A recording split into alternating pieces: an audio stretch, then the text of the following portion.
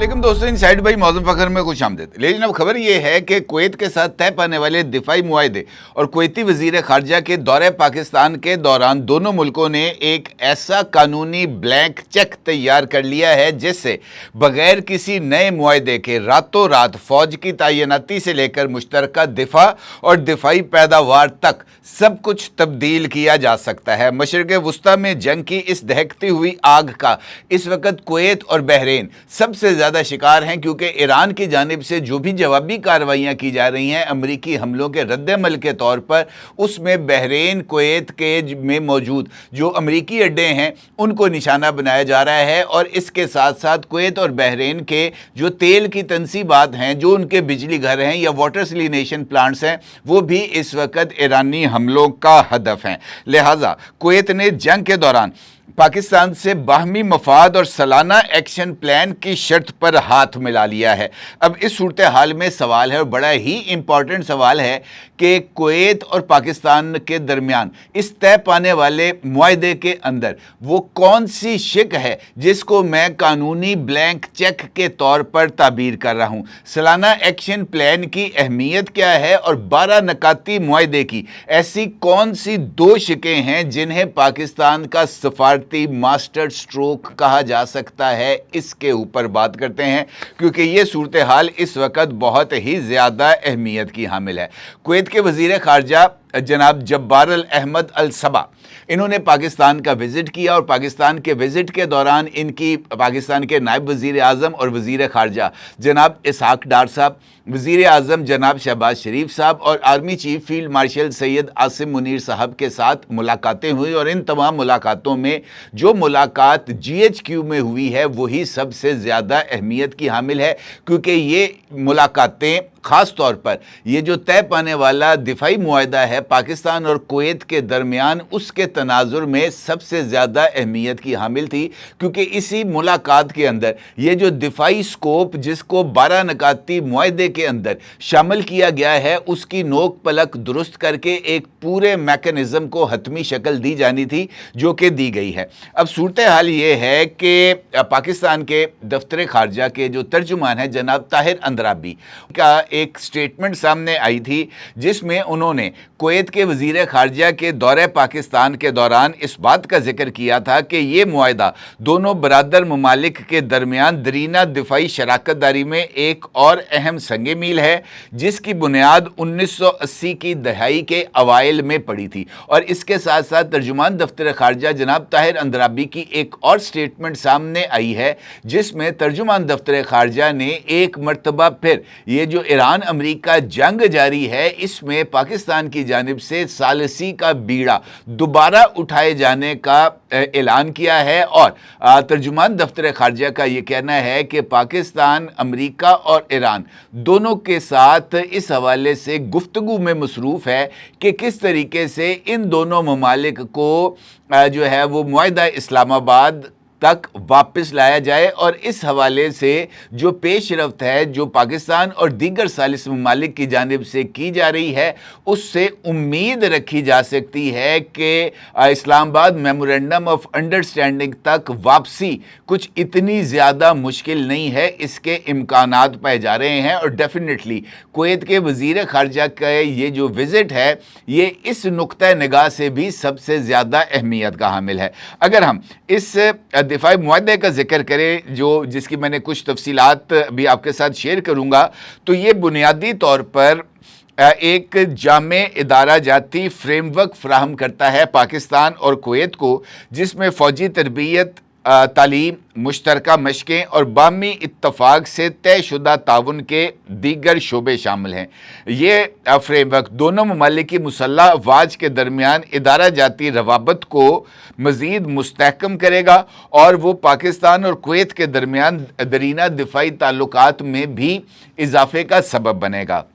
ये जो मुलाकात फील्ड मार्शल सैयद आसिम मुनीर और कुवैत के वज़ीर ख़ारजा के दरमियान हुई है, इस मुलाकात के बाद पाकिस्तानी फ़ौज का जो तर्जुमान इदारा है ISPR, उसकी जानिब से भी एक बयान जारी किया गया है, जिसमें कहा गया है कि मुलाकात के दौरान बाहमी दिलचस्पी के अमूर, इलाकाई सलामती की सूरत हाल और दो तरफ़ा ताउन को मज़ीद मजबूत बनाने के اقدامات پر تبادلہ خیال کیا گیا۔ بیان میں مزید کہا گیا کہ کویت کے وزیر خارجہ نے پاکستان کی حمایت، علاقائی امن اور استحکام کے لیے تعمیری کردار اور دونوں ممالک کے درمیان قائم گہرے برادرانہ تعلقات کو سراہا ہے۔ اچھا، یہ جو 12 نکاتی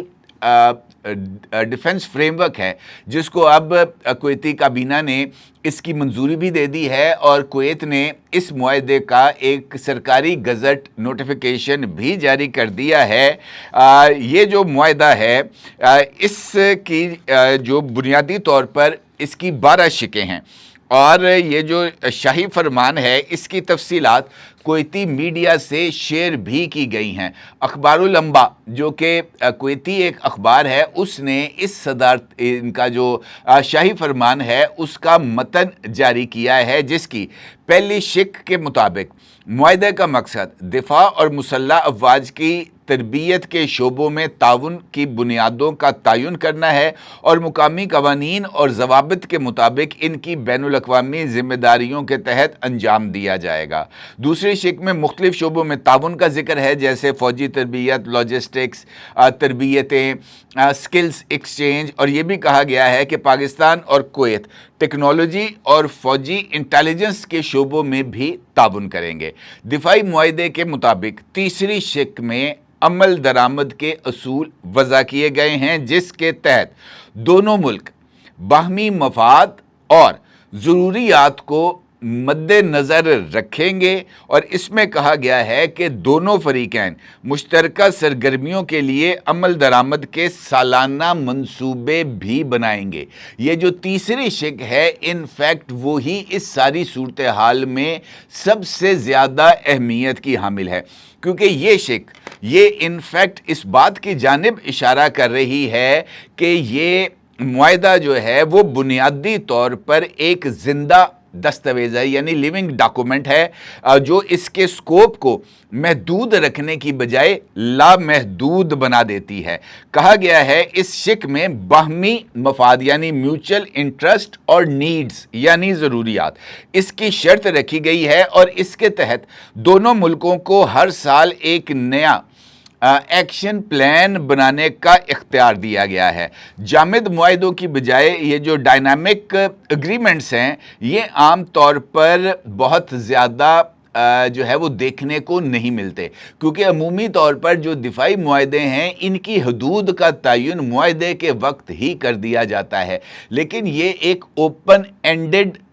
ڈاکومنٹ ہے، اور اس شق کے تحت پاکستان اور کویت دونوں نے ایک دوسرے کو قانونی بلینک چیک دے دیا ہے۔ کویت نے پاکستان کو بلینک چیک دے دیا ہے، پاکستان نے کویت کو بلینک چیک دے دیا ہے، جس کے تحت اب کسی نئے معاہدے کی ضرورت نہیں رہے گی۔ اس معاہدے کے اندر ہی اس بات کی گنجائش کو رکھ دیا گیا ہے کہ کسی بھی صورتحال میں کسی بھی ضرورت کے تحت دونوں ملکوں کی جو دفاعی اداروں سے وابستہ افراد ہیں وہ اس بات کو طے کر سکتے ہیں کہ اس وقت ہمیں اس چیز کی ضرورت ہے، ہمیں یہ چیز فراہم کی جائے۔ اگر کویت یہ سمجھتا ہے کہ اس وقت اس کے دفاع کے لیے پاکستانی فوج کی مثال دے رہا ہوں آپ کو کہ کویت میں تعیناتی کی ضرورت ہے، تو کویت آفیشیلی پاکستان کے ساتھ رابطہ کرے گا، اور پاکستان اس ضرورت کو ملحوظ خاطر رکھتے ہوئے اس کا جائزہ لے کر اپنی ضروریات کو مد نظر رکھتے ہوئے فوج کی تعیناتی کی منظوری دے سکتا ہے، جس کے بعد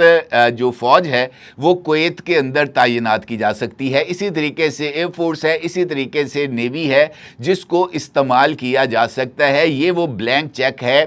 جو کہ اب استعمال کیا جا سکتا ہے۔ دوسرا اس کا اہم جز ہے ضروریات یعنی نیڈز۔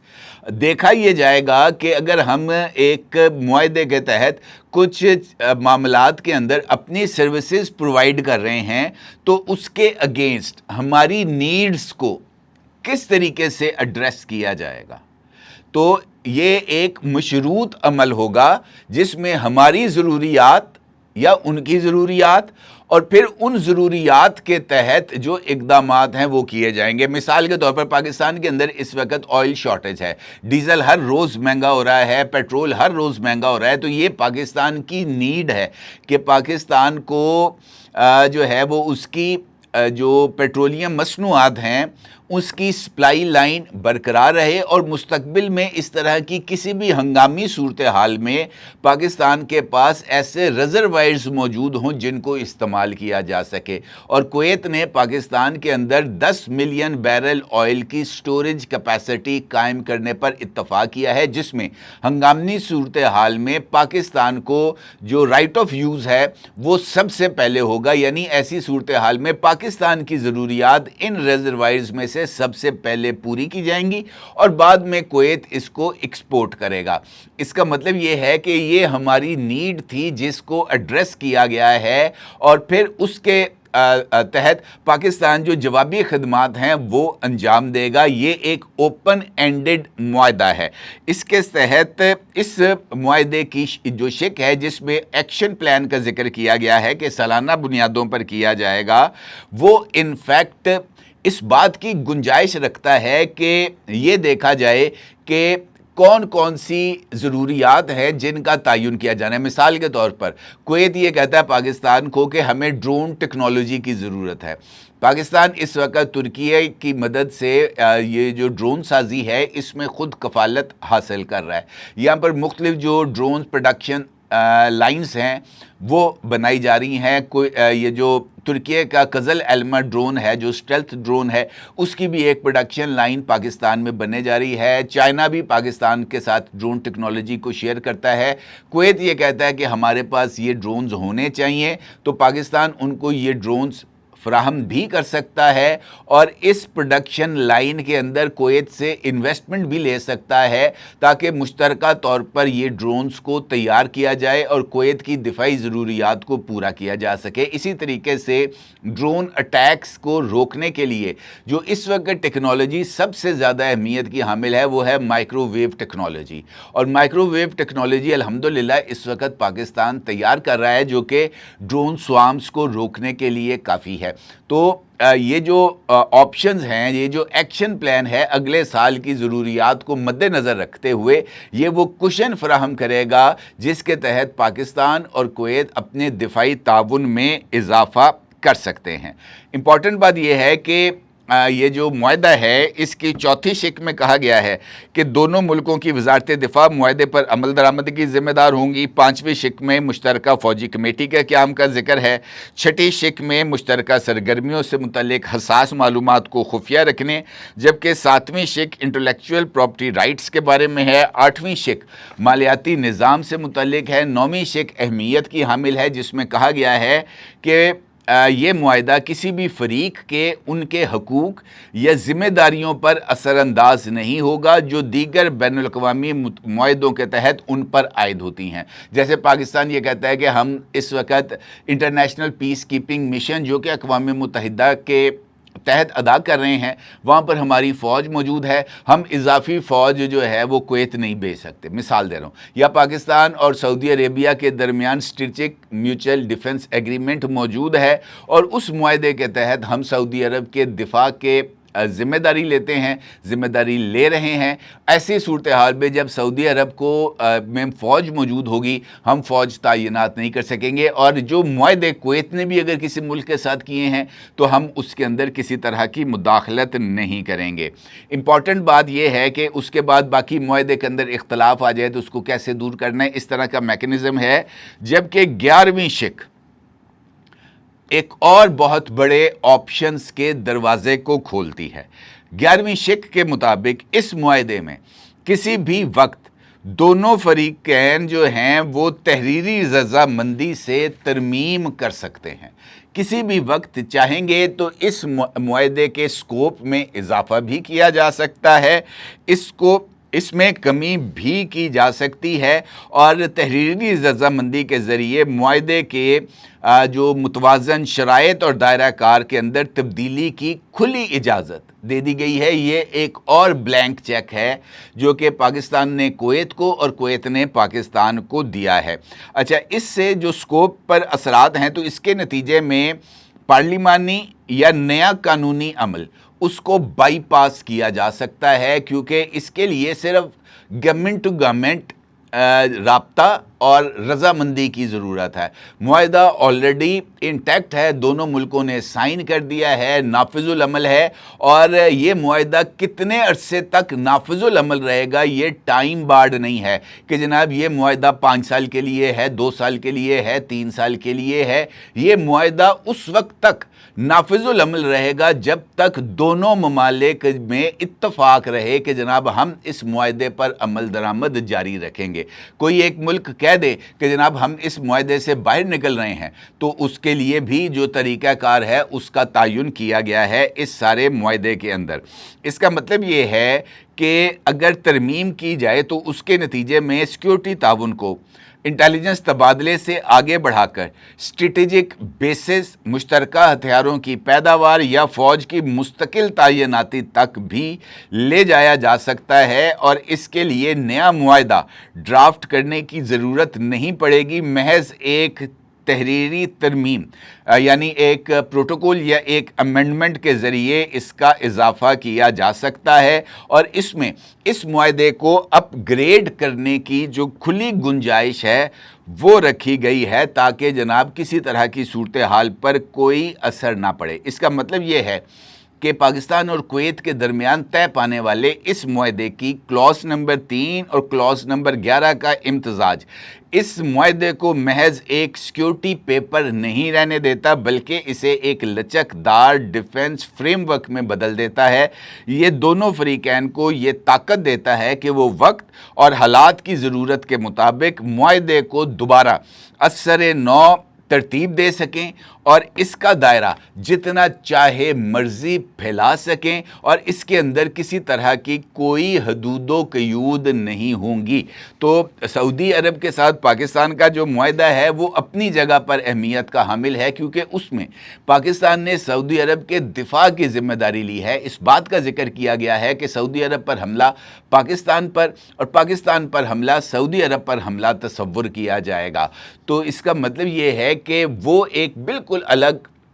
ڈاکومنٹ ہے، ایک الگ ایگریمنٹ ہے، یہ ایک بالکل الگ ایگریمنٹ ہے اور دونوں کا اس کے براہ راست کوئی تعلق نہیں۔ البتہ اس معاہدے کے اندر جو لچک ہے اس کی خاصی گنجائش رکھی گئی ہے، اور تعاون کو ضروریات کے ساتھ مشروط کر کے پاکستان نے کویتی سرمایہ کاری کا جو راستہ ہے اس کو بھی کھول دیا ہے، اور مجھے ایسے لگتا ہے کہ یہ جو صورتحال ہے یہ پاکستان کے لیے انشاءاللہ ایک بڑی گیم چینجنگ ڈیولپمنٹ ثابت ہو سکتی ہے۔ اپنی جگہ ضرور اظہار کیجیے گا۔ آپ کو بہت شکریہ۔ اللہ حافظ۔